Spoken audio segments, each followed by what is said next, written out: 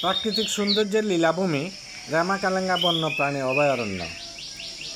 শ্রীমঙ্গল থেকে যাত্রা শুরু করলে চোখে পড়বে অসাধারণ মনোমুগ্ধকর দৃশ্য, যেন প্রকৃতি অপেক্ষায় বসে আছে আপনাকে স্বাগত জানানোর জন্য।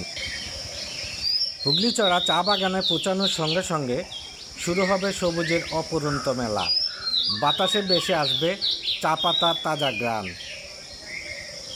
চা বাগান পেরুতে দেখা মিলবে হুগলিচড়া ফরেস্ট ক্যাম্প, যেখানে শুরু হবে প্রকৃতির গভীর নিস্তব্ধতা। প্রাকৃতিক সৌন্দর্য উপভোগ করতে করতে এগোতেই চোখে পড়বে সারি সারি লোহা কাঠের গাছ। সূর্যের আলো পাতার পাকে গলে এসেছে যখন মাটিতে পড়ে, তখন মনে হবে প্রকৃতি নিজে আঁকছে ছবি। আরও সামনে অপেক্ষা করছে হাজার বছরের নিঃসঙ্গ সাক্ষী বিশাল সেগুন গাছ। তারা যেন পাহাড়ে আকাশ ছোঁয়ার চেষ্টা করছে।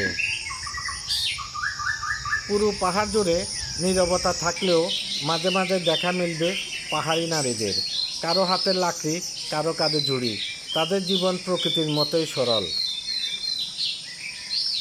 আবার কোথাও দেখা মিলবে ধান কাটার দৃশ্য, হাসি খুশি পাহাড়ি জীবন।